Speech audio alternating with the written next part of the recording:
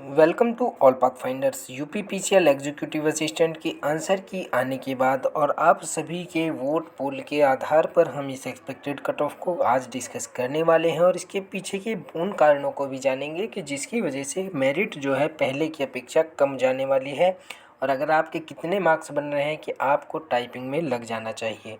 तो चलिए इसको कंप्लीट में हम एक एक करके डिस्कस करते हैं कि लगभग कट ऑफ क्या रह सकती है और आपको टाइपिंग करनी चाहिए या नहीं। सबसे पहले हमें ये, आप जैसे कि आपने एग्जीक्यूटिव असिस्टेंट का एग्ज़ाम दिया होगा, उसमें जो फर्स्ट पार्ट है वो कंप्यूटर का था जो कि क्वालिफाइंग था। सिर्फ उसमें आपको 50 में से 50 नंबर के टोटल क्वेश्चन आए थे, 50 क्वेश्चंस, जो इसमें से मात्र 20 मार्क्स आपको लाने थे। अगर 20 मार्क्स हैं तभी आपका पार्ट 2 चेक होगा, अन्यथा आप यहीं डिस्क्वालीफाई हो जाएंगे इस परीक्षा में। तो अगर आपके कंप्यूटर में 20+ बनने हैं तो आप क्वालिफाई हैं, उसमें कोई दिक्कत नहीं है।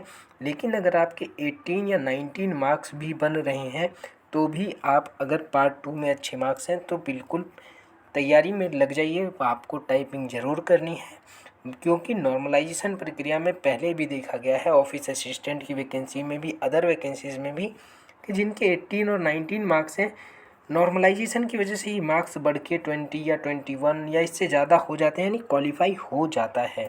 तो आपको इसमें चिंता करने की ज़रूरत नहीं है। अगर 18 या 19 आ रहे हैं आपके मार्क्स तो बिल्कुल कर सकते हैं।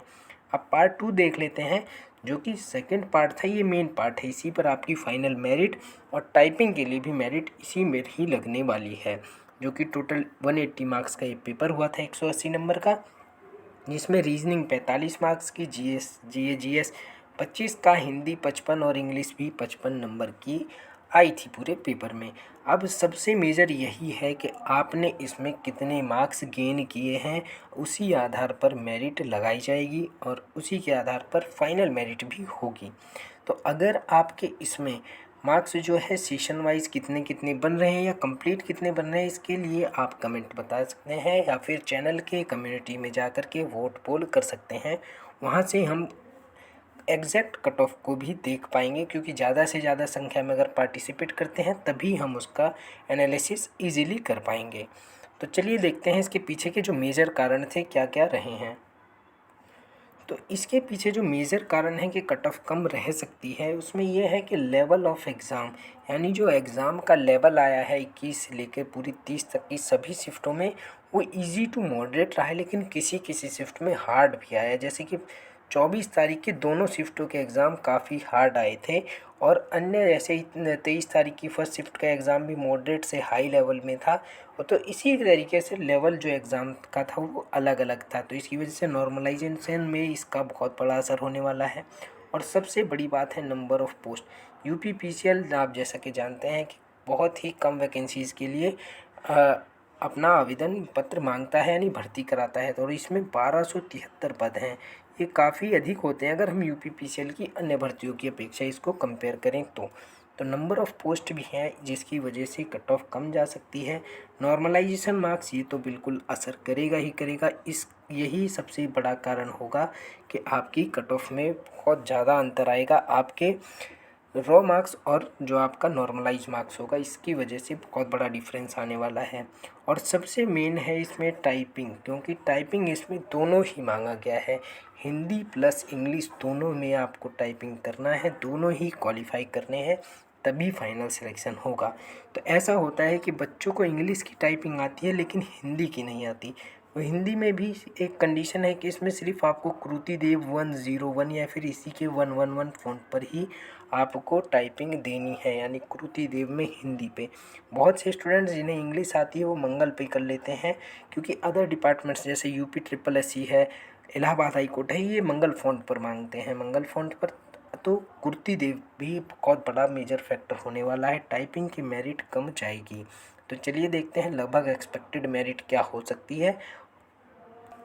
हमने ये जो मेरिट बनाई है ये आपके वोट पोल की बेसिस पर इस मेरिट को बनाया गया है, जिसमें कि आप यहाँ देख सकते हैं सबसे ज़्यादा वोट मिला है 90 से नीचे, यानी मार्क्स बच्चों के एग्जैक्ट ज़्यादा नहीं बन रहे हैं। अगर हम इसमें एक दो को गलत भी मान लें तो भी जो वोट पोल है वो 90 से कम ही बच्चों के एवरेज मार्क्स आ रहे हैं। उसके बाद 90 से 110 के बीच है और अपर में आप देख सकते हैं मात्र 6% है। और अधिकतर अगर कोई झूठा वोट भी करता है तो वो हायर पर ही टिक करता है, ना कि लो मार्क्स पर। अगर आपको भी कुछ करना होगा तो आप सिर्फ शो ऑफ ही करते हैं, अदरवाइज़ रियलिटी के साथ तो शायद ही कोई जाता है। तो इसमें अगर हम एवरेज माने तो इन दोनों के बीच ही एवरेज मार्क्स सभी बच्चों के लगभग आ रहे हैं। कुछ बच्चे होते हैं हाँ बिल्कुल जिनके इनसे भी ऊपर होंगे, लेकिन 90% के अप्रॉक्स जो स्टूडेंट्स हैं वो इसी बीच में हैं, 90 से 110 के बीच है। तो चलिए देखते हैं एक्सपेक्टेड कट ऑफ क्या हो सकती है कैटेगरी वाइज।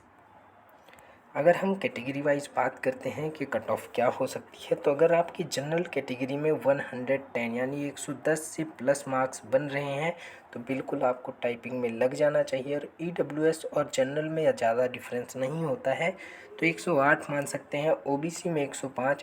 और अगर आप एससी में हैं तो निश्चित ही अगर 90 मार्क्स भी आपके आ रहे हैं तो ज़रूर टाइपिंग कीजिए। एसटी में 80 या सबके 75 हैं तो भी आप टाइपिंग में लग सकते हैं, इसमें आपको किसी भी संदेह की ज़रूरत नहीं है। अगर आप टाइपिंग करते हैं तो आगे वाली वैकेंसियों में भी आपको काम देगी और आपके फ्यूचर के लिए भी अच्छा है। लेकिन अगर आपका नंबर आ जाता है, आप क्वालिफाई कर जाते हैं, तो इतना टाइम नहीं मिलेगा कि आप अपनी तैयारी सही से कर पाएँ टाइपिंग में, क्योंकि दोनों टाइपिंग आपको देनी है। आप इन सभी मार्क्स में +-5 कर सकते हैं, अदरवाइज़ इससे तो कम नहीं जाने वाली है। मेरिट लगभग इसी के अप्रॉक्स जाएगी, +-5 आप बिल्कुल कर सकते हैं। अगर वह इसके बाद भी आपका कोई डाउट या फिर कोई सजेशन है तो आप कमेंट बॉक्स में कमेंट कर सकते हैं, हम अगली नेक्स्ट वीडियो में उसको भी डिस्कस करेंगे। तो आई होप दोस्तों आपको ये वीडियो पसंद आई होगी। वीडियो पसंद आती है तो लाइक कीजिए, शेयर कीजिए और चैनल को सब्सक्राइब करना बिल्कुल मत भूलिए। ऐसे ही वीडियो में मिलते हैं, धन्यवाद।